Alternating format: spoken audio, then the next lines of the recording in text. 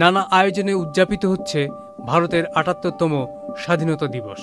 আর ভারতের এই বিশেষ দিনটিকে স্মরণীয় করে রাখতে নোবেল কমিটি তাদের ভেরিফাইড ফেসবুক পেজে একটি পোস্ট করেছেন, যেখানে তারা লিখেছেন, জন গণ মন ভারতের জাতীয় সঙ্গীত, যেটি মূলত বাংলায় রচিত, যার রচয়িতা কবি রবীন্দ্রনাথ ঠাকুর, যিনি ১৯১৩ সালে সাহিত্যে নোবেল পুরস্কার পেয়েছিলেন। একই সাথে তারা কবিগুরু রচিত জন গণ মন গানের ইংরেজি অনুবাদের একটি ছবিও প্রকাশ করেছে।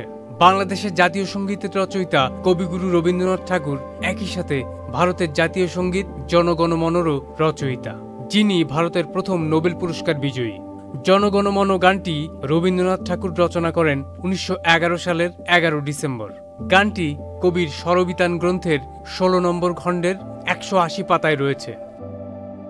মূল গানটি হল ভারত ভাগ্য বিধাতা, যা একটি ব্রহ্ম স্তোত্র, যার ৫টি শ্লোক রয়েছে এবং শুধুমাত্র প্রথম শ্লোকটি ভারতের জাতীয় সঙ্গীত হিসেবে গৃহীত হয়েছে। গানটি ভারতের বহুত্ববাদের চেতনা এবং বৈচিত্র্যের মধ্যে ঐক্য ধারণাটি প্রকাশ করে। কবিগুরু রচিত জন গণ মন গানটি প্রথম গাওয়া হয়েছিল ১৯১১ সালের ২৭ ডিসেম্বর কলকাতায় আয়োজিত ভারতীয় জাতীয় কংগ্রেসের ২৬তম বার্ষিক অধিবেশনে। এরপর ১৯১২ সালের জানুয়ারি মাসে তত্ত্বাবধানী পত্রিকায় প্রকাশিত হয়। গানটিকে ভারতের জাতীয় সঙ্গীত হিসেবে প্রথমে নির্বাচিত করেছিলেন নেতাজি সুভাষচন্দ্র বসু, যিনি ভারতের স্বাধীনতা সংগ্রামের অন্যতম নেতা।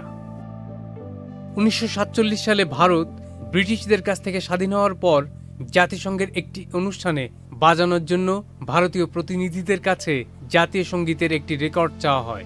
তখন ভারত সরকার জন গণ মন গানটিকে বাজানোর কথা জানান।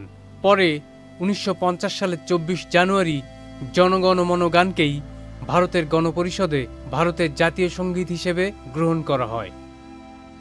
Saiduzzaman Dipu, channel I. প্রিয় নম্বর সেট করে বিকাশে সেন্ড মানি করুন ফ্রি।